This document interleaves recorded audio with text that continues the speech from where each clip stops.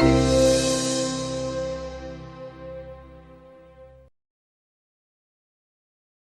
Nick Shelton. I'm one of the volunteers for the Christian group at Google. And what we've tried to do is have a monthly speaker series where our goal is to bring in speakers who answer questions that Google can't answer. And so for this month's talk, we've invited Dr. Jeff Schloss to come and join us. So I figured I would give a brief intro to him, let you know a little bit more about his work, and then give it over to him for the rest of the presentation.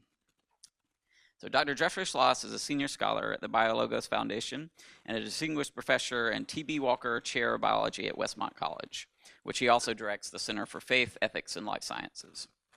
After his undergraduate studies in biology and philosophy on accelerated programming, cramming 4 years of undergraduate study into 8, I'll let him explain that one, Jeff received his PhD in ecology, evolutionary biology from Washington University, and has since been a Danforth Fellow, a Grossman Fellow at the University of Notre Dame, a Plumman Fellow at St. Anne's College at Oxford, and a Witherspoon Fellow in Theology and Science at the Princeton Center of Theological Inquiry. His current research focuses on interactively influence human social cooperation. In his own work, Jeff is especially interested in helping the Christian and secular public appreciate the emergent findings of science and is fostering collegial commerce between scholars with differing and no religious beliefs. Perfectly significant, and for ways of keeping his own sanity, he includes his own interests of surfing and sophomoric humor. With that said, I will give it over to Jeff to tell us more.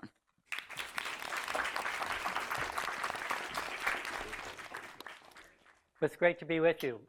This afternoon I want to explore a conversation, centuries-old conversation that has sometimes been synergistically celebrative and sometimes been acrimoniously polarizing. That's the conversation between science and religion. And I want to begin by telling you a story. And I hope it's okay to just give you a little personal story here. I'm holding my 3.5-year-old son, Gabe, in my arms one evening.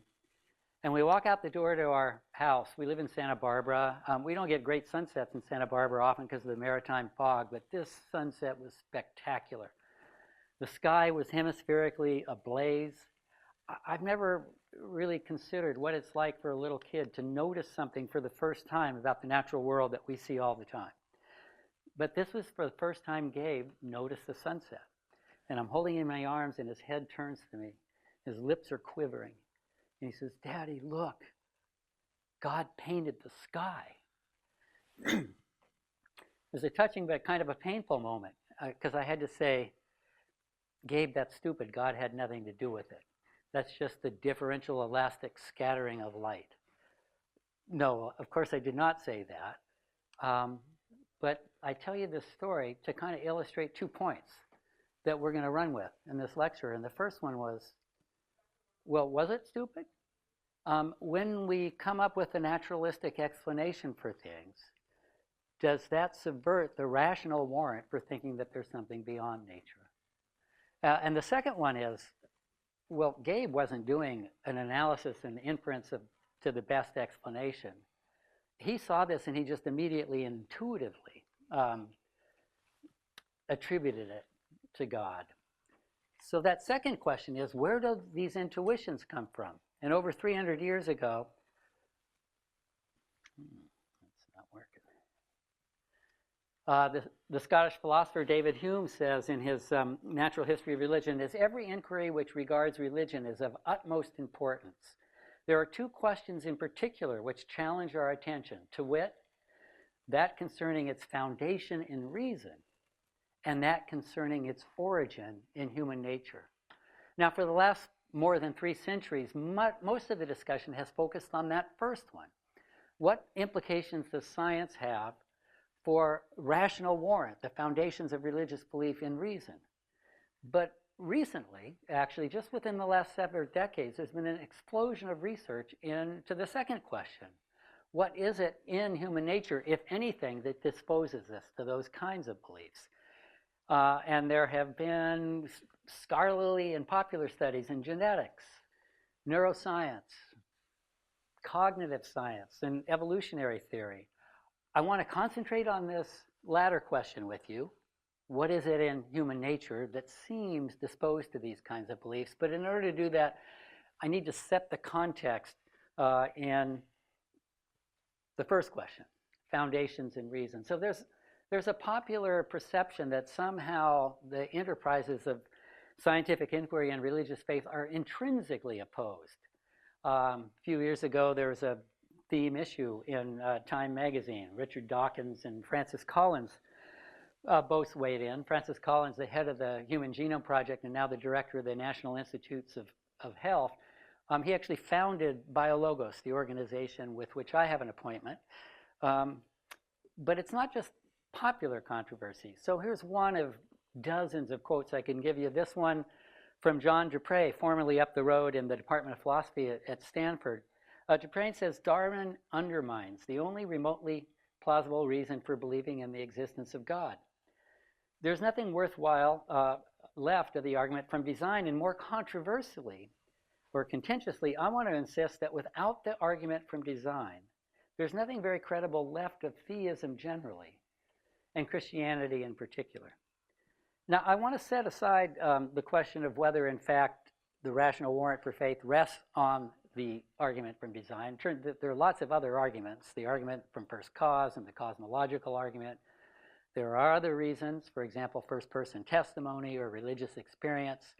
Whether or not all of those are adequate is another question, but it's not clear that faith ever rested entirely on the argument from design. But more than that, I want to look at this second comment, that Darwin destroys the argument from design. And it turns out there's some merit to that, but it's not that simple. There is a tradition of two types of design attribution. One type looks at the natural processes of the world, and in a sense it reasons from their deficiency. Says that natural processes are not able to account for the observations that we make in nature, and therefore there must be a supernatural intervener.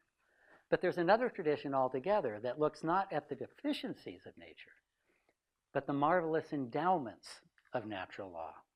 So Newton was speaking in this tradition when he said, the most beautiful system of the sun, planets, and comets can only proceed from the counsel and dominion of an intelligent being, whom I call the Lord God. Now that might be an argument, not be an argument actually. It's an attribution, but maybe that's kind of like Gabe in the Sunset. Maybe that was just a response, an intuitive response by Newton. Since him, however, a number of arguments have emerged called fine-tuning arguments. I'm sure you've heard of them before, but looking at fundamental constants of nature, like the gravitational constant, a number of others, which couldn't have differed by plus or minus more than a few percent in order to have a life-sustaining universe. Paul Davies, the physicist at Arizona State calls this the Goldilocks Enigma. One of my favorites is this one. It's not a constant of a natural law. It's actually the initial conditions on which laws work, the initial mass density of the universe. So this is from Ned Wright, UCLA cosmologist and astrophysicist. And he posits that the initial mass density of the universe was fine-tuned to 1 out of 1020 to the 24th, or a septillion. Actually, he's revised this and added another digit. And 1 part greater, and we would now be living in the Great Collapse. In other words, we wouldn't be living. And this notion of fine-tuned to 1 out of 10 to the 24 is approximately equivalent to plus or minus 1 star. Not in the night sky that we see or in our galaxy, but in all the galaxies.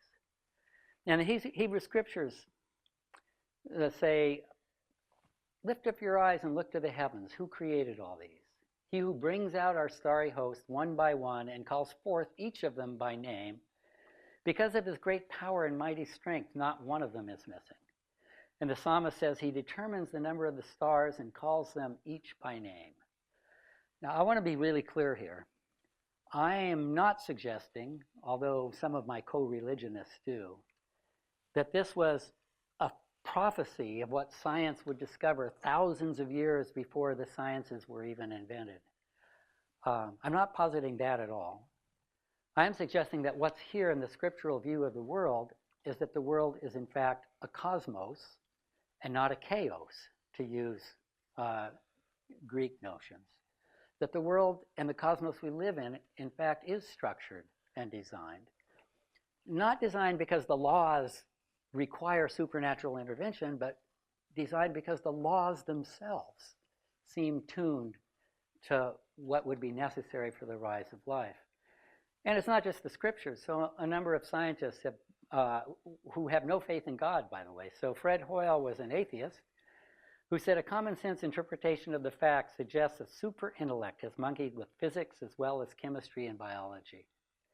And up the road here, Leonard Susskind at Stanford, co-developer of string theory, says our own universe is an extraordinary place that appears to be fantastically well designed for our own existence. This specialness is not something that we can attribute to lucky accidents, which is far too unlikely. The apparent coincidences cry out for an explanation. Now here, and each of the major points I want to make this afternoon, here I need to interject a but. And it's a big but, actually. This quote that I just read you from Susskind is often taken out of context. Susskind does say that our universe is a special place, but this quote is taken from his book, the subtitle of which, String Theory and the Illusion of Intelligent Design. So he thinks our universe is a remarkably special place, but our universe isn't the only universe. That there are many, many, many, many next-door universes, greatly amplifying the probability that we'd get a universe that would support life. There are various permutations of multiverse theory or megaverse theory. And the point I want to make here is the question isn't settled. So the book of Job, actually, I'm really moved by the fact that in the Hebrew scriptures, the book of Job contains friends of Job who are giving arguments for God, and at the end they get rebuked by God for defending him with quote-unquote proverbs of ashes. So I don't want to make that mistake. These fine-tuning arguments aren't slam dunks. There's ongoing debate, but it's also not the case that somehow Darwin settled the issue and subverted all arguments from design. One of my favorite thinkers, Pascal, put it this way. He says there's enough light to see that there's something there worth seeing, but not enough light to see it clearly by our natural reason. He goes on to say, if there were no obscurity, man would not feel his need. If there were no light, man would not hope for a cure. All appearance indicates neither a total exclusion nor a manifest presence of divinity. We must not see nothing at all, nor must we see sufficient to believe that we possess it. But we must see enough to know that we have lost it. For to know of our loss, we must see and not see. And that's precisely the state in which we naturally are. The picture here, and I think this is the picture of the Christian faith, is that you're not an idiot for believing in God. It's a plausible hypothesis. But what might persuade any of us that there is a God requires reason, is necessary, but not sufficient. So this strange verse in the book of Romans, Paul says, his spirit testifies with our spirit that we are God's children. There's something about the actual experience of the presence of God that's important.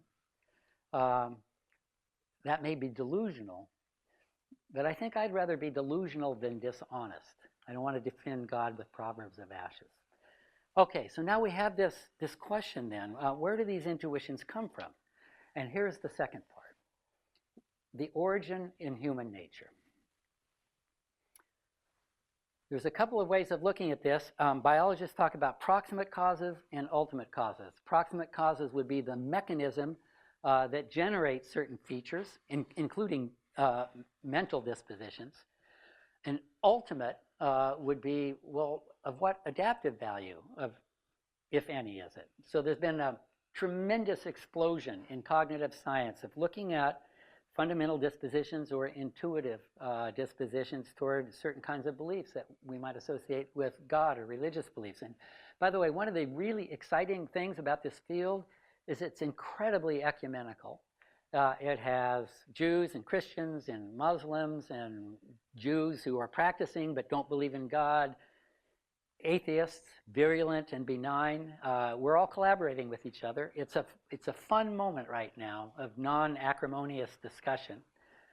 So just for example, Justin Barrett, this isn't working. Justin Barrett is a cognitive scientist formerly at Oxford at the Institute for Cognition and Culture. And Jesse Bering is a sweet-spirited but very emphatic atheist. Jesse says, somewhat tongue-in-cheek, but not altogether, we've got God by the throat, and I won't stop until one of us is dead. So he's wrestling with big issues. And here's some work that Jesse did. It's on afterlife beliefs in children. So he brings children in to the lab, and he does a puppet show with an alligator and a mouse. And there's a story about the mouse. The mouse wants to go home to be with his mother, and he's feeling a little tired, and he's hungry. And then the alligator eats the mouse. And then the children are sent off for grief counseling. No, that's not true. The children are asked a series of questions about, is there any continuity between the mouse that was and the mouse that now is? And they're told the mouse is not alive anymore. The alligator ate it. So first of all, biological questions. Does the mouse still need to eat? Still need to go to the bathroom? Do the mouse's ears still work? And the overwhelming majority of kids get that at death, your biological functions don't continue. Although kindergartners, about a quarter of them, still say yes to these questions. Second graders, 90% of them don't. Only 1 out of 10 says yes. But then amp it up a little bit. Psychobiological question, not does the mouse need to eat, but does the mouse have the feeling of being hungry, thirsty, or sleepy? On this one, 2/3 of the kindergartners said yes. And fully a third of the second graders say yes. And you have to get to 5th or 6th grade until you truncate continuity. And about 90% of the 6th graders said no. Now here's what's really interesting. Lastly, a different kind of question altogether, involving desires and feelings. Does a mouse still want to go home? Still loves his mom? The mouse still believes that his mom is the nicest grown-up. The overwhelming majority of kindergartners are in. 5th graders, half of them say yes. And what surprises me a little bit, he brought in college students for this question, and about 1/3 of the college students to the various items said yes. And the ones that said no, there was a latency in their response. When asked about the biological questions, they said no immediately. When asked about the beliefs, feelings, and desires questions, even the ones who said no, there was a latency in their answering. So the psychologist at Yale, Paul Bloom, an editor of the journal of Behavioral and Brain Sciences, uses the term natural-born dualists. Bloom believes that we're not taught these things, that there's a natural disposition to think of life as enduring death, maybe not altogether embodied. Here's one other one. How about purpose? The attribution of purpose to things, the inclination to think teleologically. Deb Kellerman, the psychologists, have looked at this behavior in children, and she asked questions like, why did the first bird exist? Well, to make nice music and because it makes the world look nice. Why did the first monkey exist?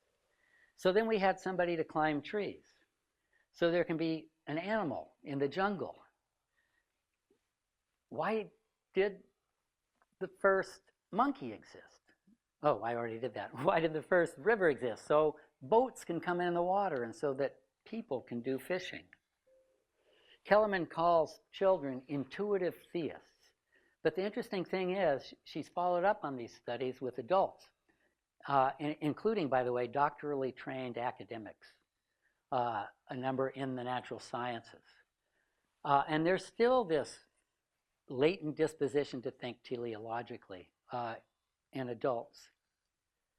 Now, what there isn't there, these features may, a disembodied being, as in Jesse's work, intuitive theist, or purpose orientation in Kellerman's work, these are attributes of God. But when she calls children intuitive theists, the one thing that is lacking there, that exists in most concepts in the current world monotheisms, is a sacred dimension. So these concepts could be true of leprechauns for that, but there's something about a sacred dimension, and that's something that hasn't been much studied in the current cognitive science of religion literature. Nevertheless, it's surely true that we have this disposition to think in terms of purpose. Richard Dawkins himself says, we humans have purpose on the brain. The mere fact that it's possible to frame a question doesn't make it legitimate or sensible to do so. You have no right to assume the why question deserves an answer when posed about a boulder, misfortune, Mount Everest, or the universe. Now, it's interesting here. Dawkins doesn't give a reason why no one has a right to ask that question. He takes it as a given. And in fact, this seems to emerge out of a fundamental and profound intuition on his part that there is no purpose. So in one sense, we have a battling intuitions here. Although it might seem to you like, well, surely we can't think of it in terms of a purpose of a mountain. But as we grow older, it may be the case that we are more parsimonious in what we attribute purpose to, but also more expansive and elevating in terms of how we construe purpose. So if you want to think in terms of the purpose of a mountain, for example, this isn't a religious statement, but I'd highly recommend reading John Muir's The Mountains of California, or his My First Summer in the Sierra. There's a reverential elevation of these entities, not just in an aesthetic sense, but in some sense in terms of a larger teleology. Okay.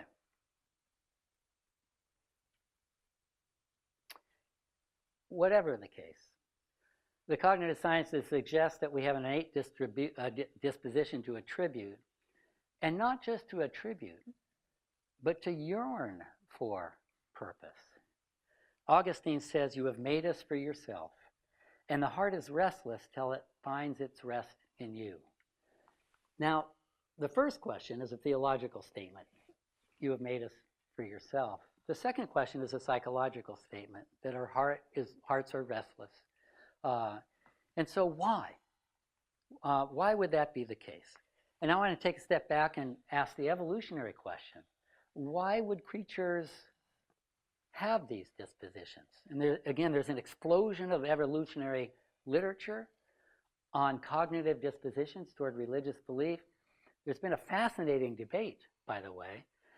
So some argue that we don't have those dispositions, that religion is a cultural pathogen that infects our brains. Richard Dawkins says religion is a virus, more deadly than the smallpox virus, but more difficult to eradicate. Others say, well, no, given the empirical work, there may be cultural constructs, but our brain is very receptive to these. And in fact, our brain is disposed to construct these cultural notions, but it's not adaptive. It's a byproduct. It's an incidental byproduct of other cognitive mechanisms that do have adaptive function. And of course, a third position in this debate is, no, it may be a byproduct, but human culture has learned how to use these dispositions for the flourishing of culture. Now, I want to focus on this last perspective, in part because it's one that I've been working on for the last decade. But I actually think it would be accurate to say that there's emerging consensus in the cognitive and anthropological evolutionary sciences of religion. So here we go. I'll set the context with something that virtually everyone agrees on. So here's an article from the Philosophical Transactions of the Royal Society. Human cooperation exceeds that of all other species with regard to the scale and range of activities. Human beings cooperate with individuals that are not genetically related and that are outside the group boundaries of face-to-face, historically remembered interactions. And we're the only creatures that do that systematically.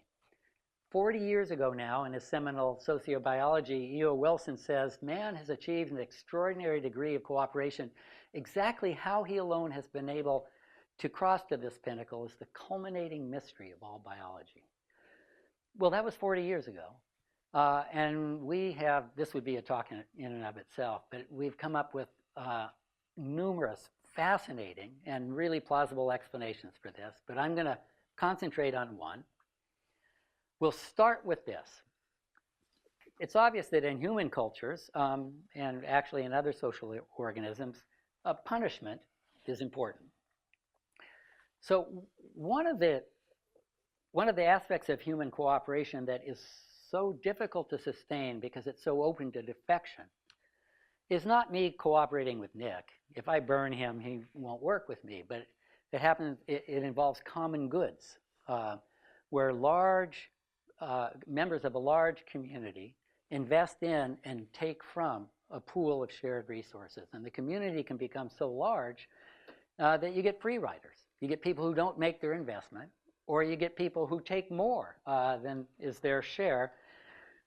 Garrett Hardin called this the tragedy of the commons. But punishment can constrain this. So here's a common goods game run in the lab where people are given certain monetary endowment. You put it in the pool, it triples, and then you divide it equally amongst everybody in the game, including, by the way, people who didn't contribute anything. And as you can see, people figure out over time that I'm getting burned by these effectors, and then investment in the common pool goes down. But admit punishment, and it goes up. So punishment is really effective in stabilizing cooperation, but there's some limitations to this idea. First of all, punishment costs. In this particular game, you had to pay to punish. But in societies, punishment costs. If you confront somebody, they might poke you in the nose. We have to pay for policemen. It's not free. And secondly, punishment is only as good as the detection is of defectors. So it's limited by the accuracy of detection. And then lastly, punishers are bribable. They have their own self-interests. So what we'd want, ideally, to stabilize cooperation in a society is a moral overseer who's free, who's omniscient, and is unbribable. Well, you see where this is going. That's the posited role of believing in supernatural punishment. So the notions here are the rise of moralizing deities, which, by the way, is not all religions. So some religions propose deities that are either not interested in the affairs of humans or are not viewed as moral beings themselves. The rise of moral deities seems to correspond with the extension of the size of human interactive units in culture with the rise of agriculture. But this is certainly not a novel proposal. I mean, Voltaire, centuries ago, said, if God did not exist, it would be necessary to invent him. Now, some people take this as kind of a sarcastic repudiation of God, that he was invented. But that's not what Voltaire meant. Now, he was a firm critic of a number of aspects of the Christian tradition, but he went on to say, but all nature cries out that he does exist, that there is a supreme intelligence, an immense power, an admirable order, and everything teaches us our dependence on it for a reason of social coherence. Now, in the last few years, there's just been an eruption of empirical literature testing this hypothesis. And a couple of books, by the way, fun books. R. Norrin Zion's Big Gods, How Religion Transformed Cooperation and Conflict, and Dom Johnson's God is Watching You, How the Fear of God Makes Us Human. Dom has a dual PhD in political science and evolutionary biology. His appointment is at Oxford. And both these guys are wonderful colleagues. Both are atheists. They have absolutely no pro-religious agenda, but they're persuaded that religious belief, particularly belief in moralizing gods, has played a really crucial role in the origin of human culture. And in fact, there's some empirical data. I'll just share a couple with you. This is from some work that Ara did. He brought people in and they played the dictator game, where you get a certain amount of money and you can share as little or as much with an anonymous partner. And as they were doing that, he gave them subliminal primes on the computer. And when primed with a religious concept like spirit or God or Bible, the offers basically doubled. Now, he also used secular police-type crimes, and it had the same effect. So no one's saying here that necessarily that religion produces a greater effect. It's just that there may be other benefits as a backup mechanism, as a mechanism that doesn't have to be paid for. But this is in the lab. Is there any data to suggest that it actually exerts cultural or social influence? And my colleague Rich Sosis, evolutionary anthropologist at University of Connecticut, looked at historical records for 200 religious and secular communes in 19th century America. And he found that for every year of their life course, religious communes were about 4 times as likely to survive. So just the survival of communes is tremendously influenced by community religious identity or lack thereof. And there's Rich. Now, there's limitations here.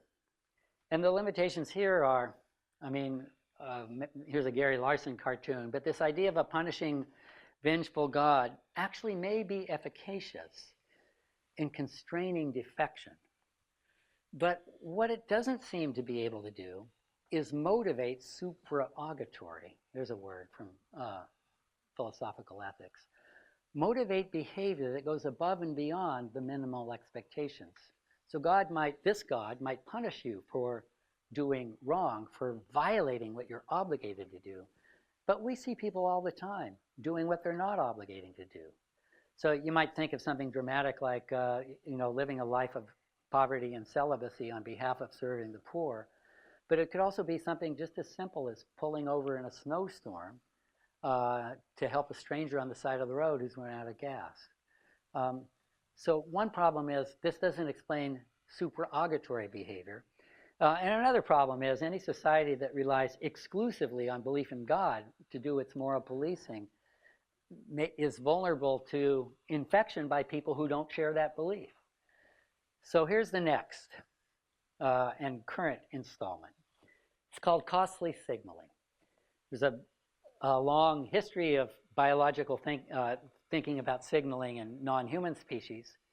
But the idea here is that one of the ways that a community can assure itself that interacting members, in fact, do share these beliefs is by commitment signaling mechanisms, costly behaviors, like, for example, taking 1 day off every 7 and not working, or giving 10% of your income voluntarily, or not eating a whole range of food which would otherwise be available.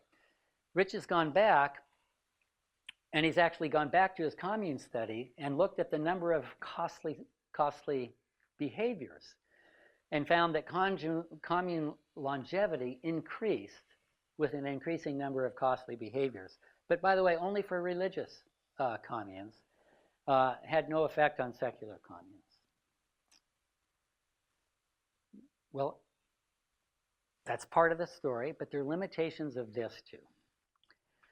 And the limitations are, number one, for a costly signal, whether it's a peacock's tail or a religious practice, for it to be sustainable, although it costs, it has to be compensated for by the benefit to the signaler. If it weren't, it wouldn't be sustainable.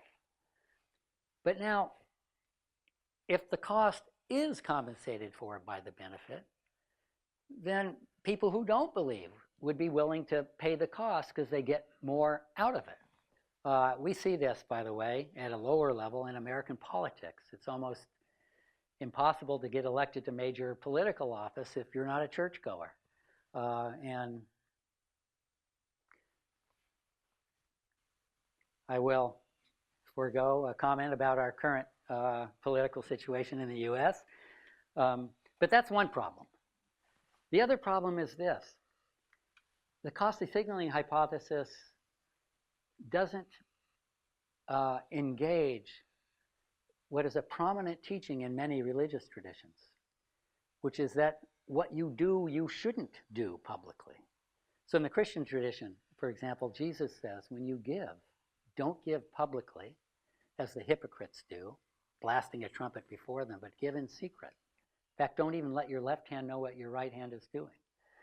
And when you pray, don't pray publicly as the hypocrites do, but pray in secret, in your closet. And your Father who sees in secret will reward you in secret. So there's this stream of religious exhortation, in fact, to not do exactly these public displays of religiosity. And that brings up the last and final issue.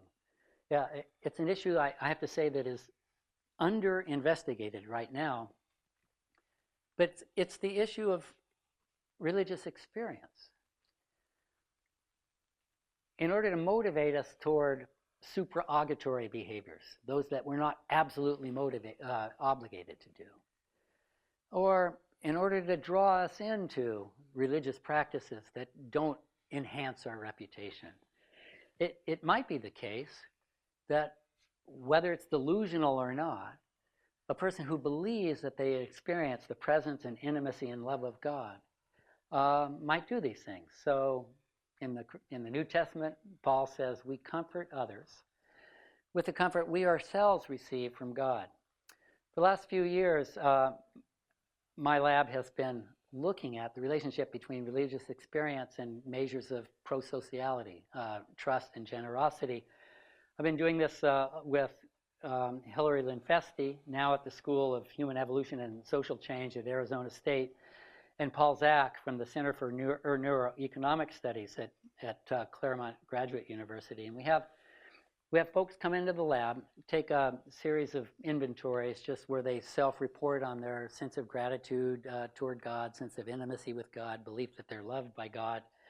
Then we have them actually do a variety of activities, sometimes playing a game or singing folk songs or worshiping together.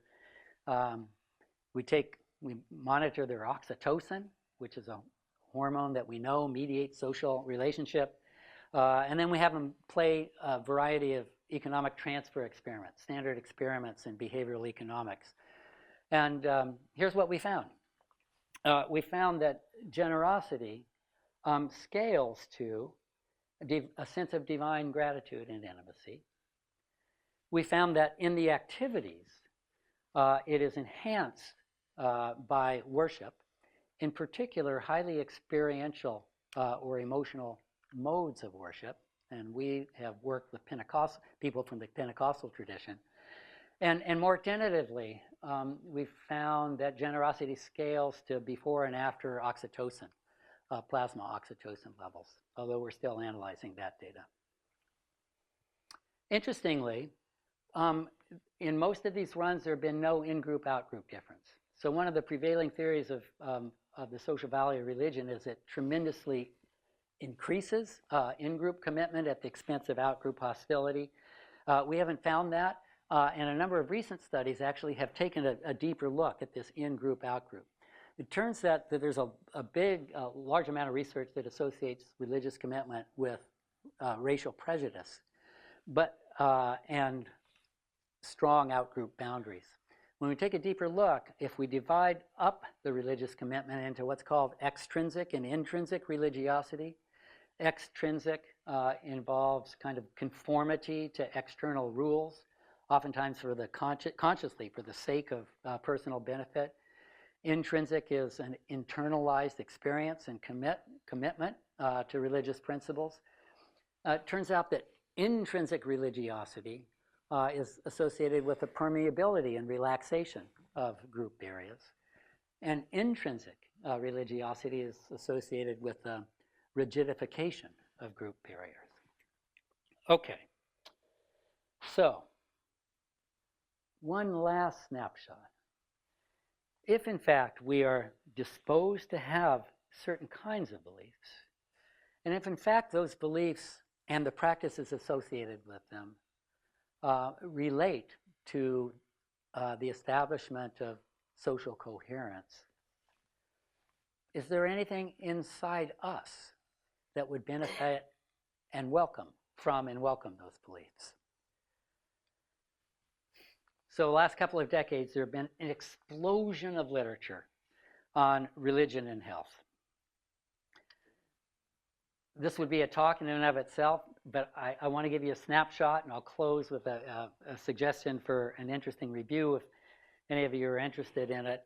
But there have been over 3,000 studies, the overwhelming majority of which have associated various measures of religious involvement with cardiac and cancer and all-cause mortality, a reduction, measures of life satisfaction, various measures of mental health, depression, PTSD, even suicide. Now, I told you each of my points would have a but, and there's a big but here. The but is many, if not most of these studies, while the correlations are there, were weakly designed because they were cross-sectional rather than longitudinal. They took particular groups and scaled them in terms of their religiosity, but they didn't follow them. And the problem with that is this. If you have a correlation between church attendance and mental health or physical health, we don't know whether church attendance and the involvement in community and the meaning making improves physical or mental health, or is it just the case that people with mental or physical ailments are less likely to get out? So a lot of these studies have been flawed, but in the last couple of years, there have been some really, really interesting, well-done longitudinal studies.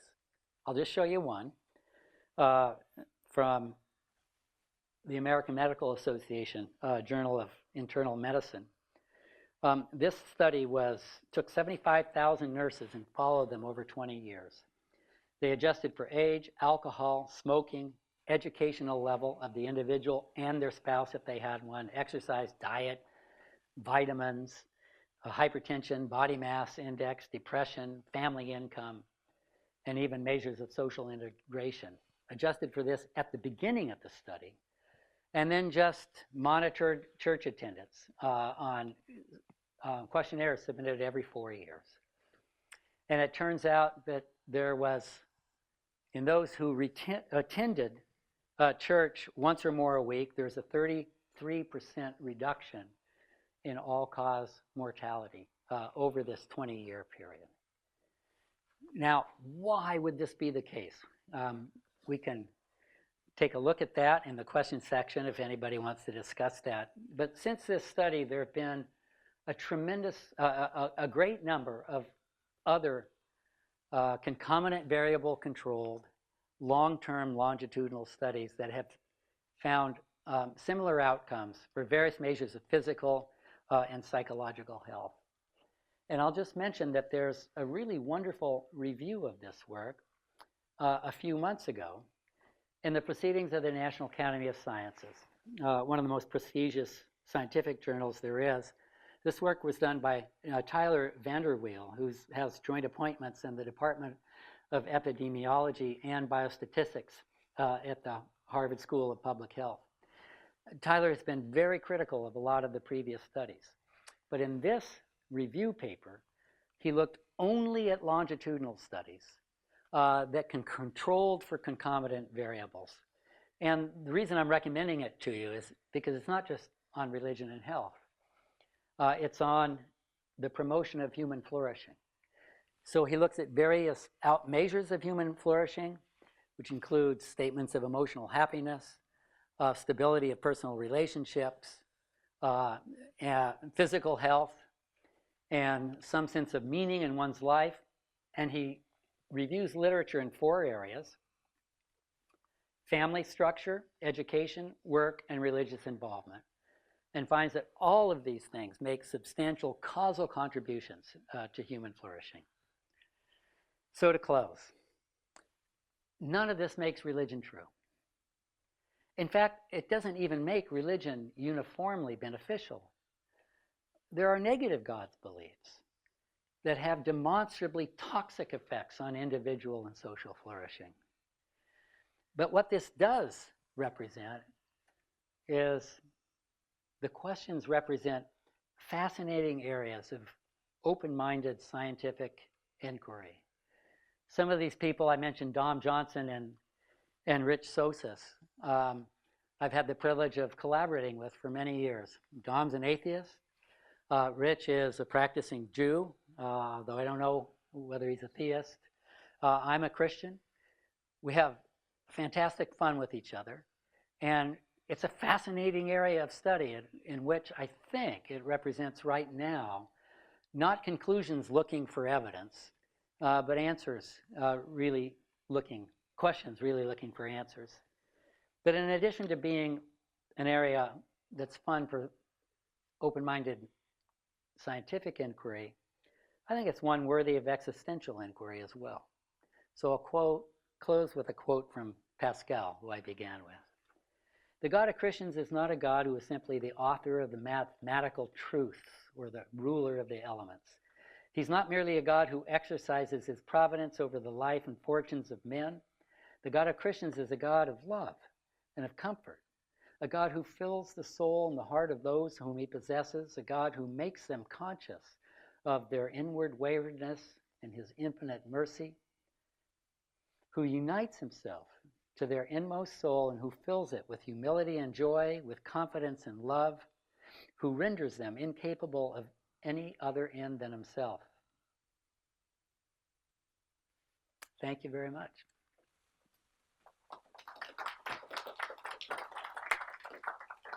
Yeah, thank you for that. You condensed a lot into 45 minutes. Sure which did. it does give us 15 minutes for questions, and we can go a little bit overboard. So I will, pass around the mic in case anyone has here. And we do have a Dory online. I'll actually rotate between questions on that. And any of you live streaming, if you do want to ask a question, our Dory is at GoFAF Dory. First, does anyone have opening question from the room? Well, if not, I actually had a question myself. So I remember getting reference of a kind of a study that kind of went along against the idea of faith and flourishing. It was, I believe, a Denmark study that was talking about how people that were there, and I guess it goes back to the flourishing part of being more happy and all that, and like how people outside of the realms of religion and that lead to that. So do you have any? Yeah, I'm glad you asked it, and I told you from the start, these are complicated issues. I'm nervous about oversimplifying, but let's take a look at that.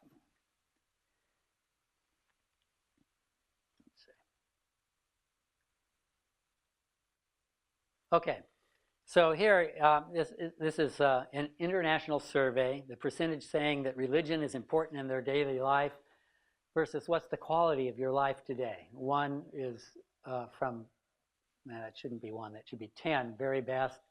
One is the worst possible. And Denmark is at the top, and it's one of the least religious cultures on the planet.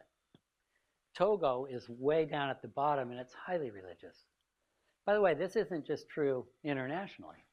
So if we look at emotional well-being, this is a Gallup poll with no particular axe to grind, and religious attendance by state, there's a negative relationship.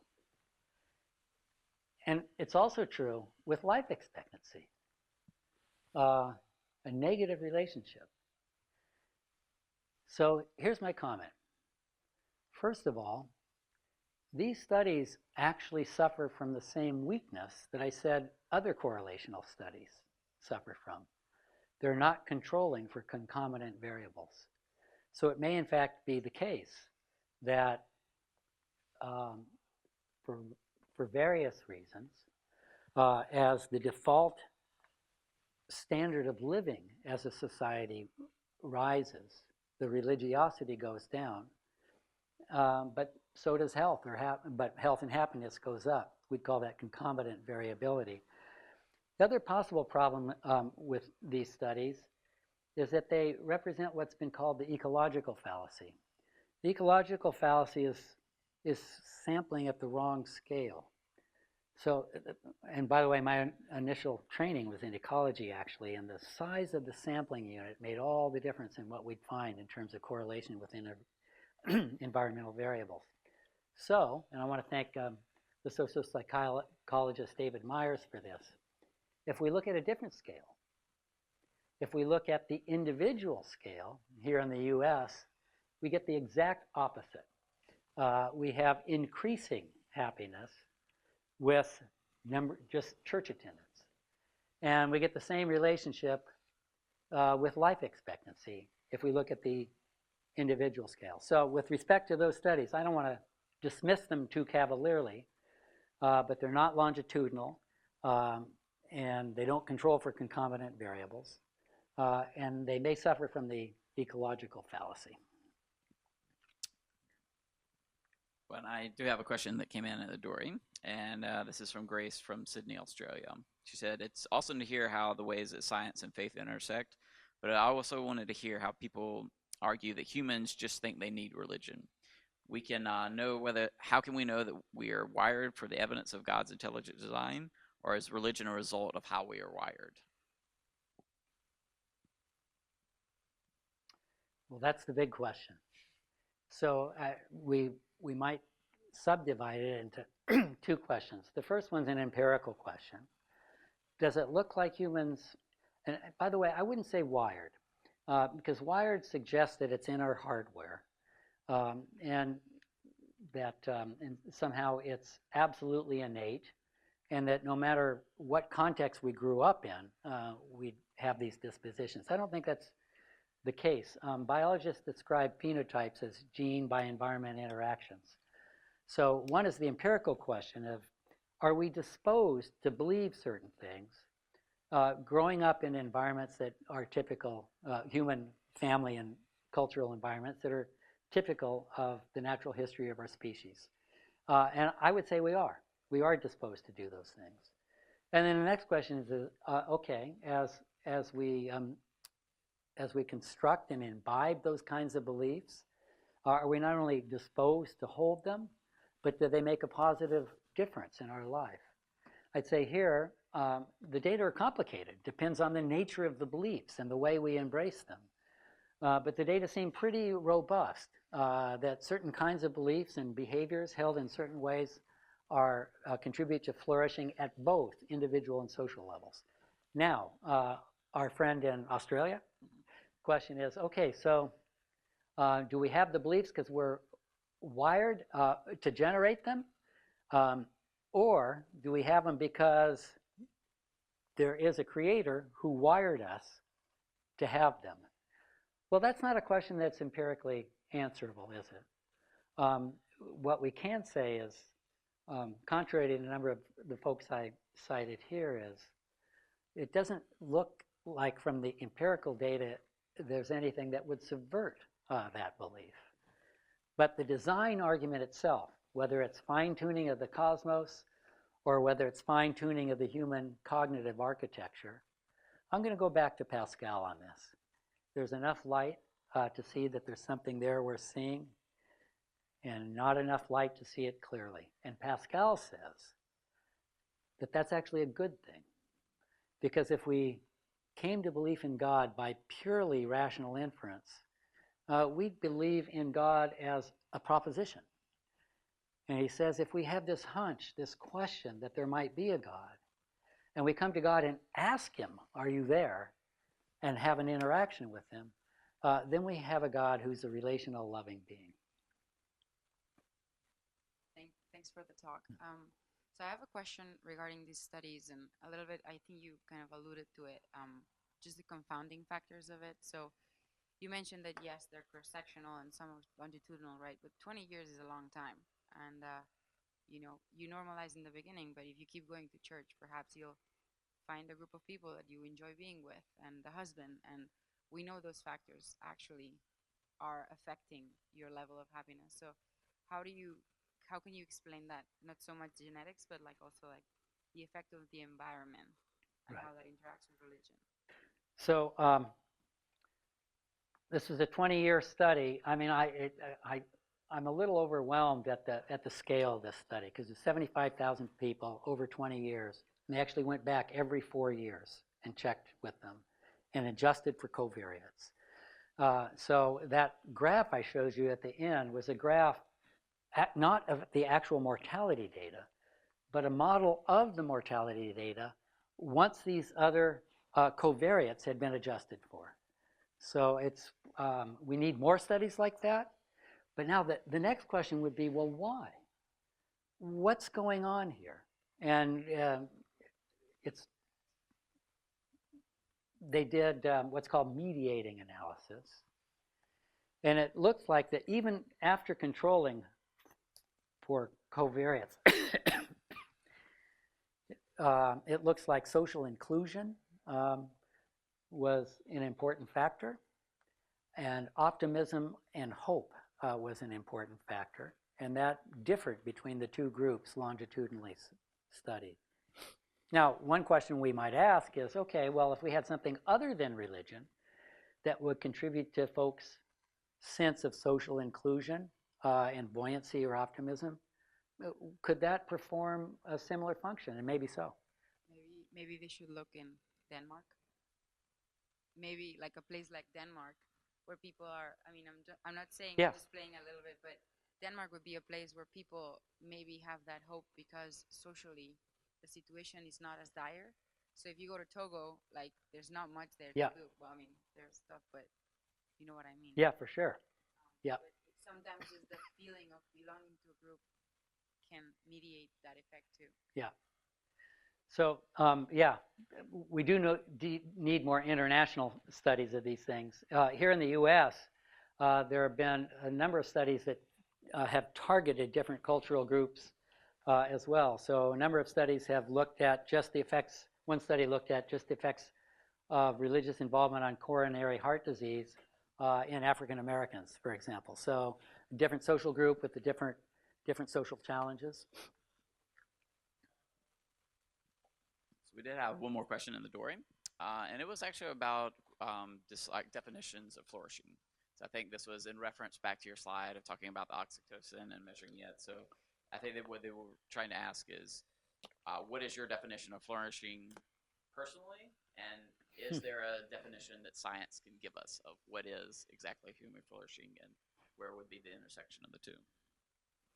Well, I'll start with the first one. I'd be really nervous if we relied on science to tell us what human flourishing is. The sciences do two things, don't they? They attempt to rigorously describe regularities in the natural world. And then they attempt to generate causal explanations for those regularities. So, you know, in Aristotelian terms, science proposes efficient causes of things. Aristotle also talked about final causes. He talked about the ends for which things are constructed. And his notion of nature, for example, of human nature or the nature of anything, was highly teleological, that we had a particular end. And in his view, and in the view probably of most of us here, if there is an end, if there's a normative telos and we miss it, well, that's called tragedy, or in physical context, it's called illness. But science can't decide what that end is, nor, contra Dawkins, can it decide whether there is such an end. So my definition of flourishing in my own life, well, even before I was a Christian, I thought that ultimately flourishing was to have a matrix of intimate and loving relationships with other folks with whom I could be myself. They could be their selves to me, and for whom we would be invested in one another. But speaking autobiographically, that, and and I am so grateful I've had that in my life, but that wasn't enough. And I actually construe ultimate flourishing in the Augustinian terms. You have made us for yourself, and the heart is restless till it finds its rest in you. That flourishing is loving embrace of and by our Creator, who made us specifically for that end. Wow, thank you for that. Great On to that be note, with you. join me in a round of applause. For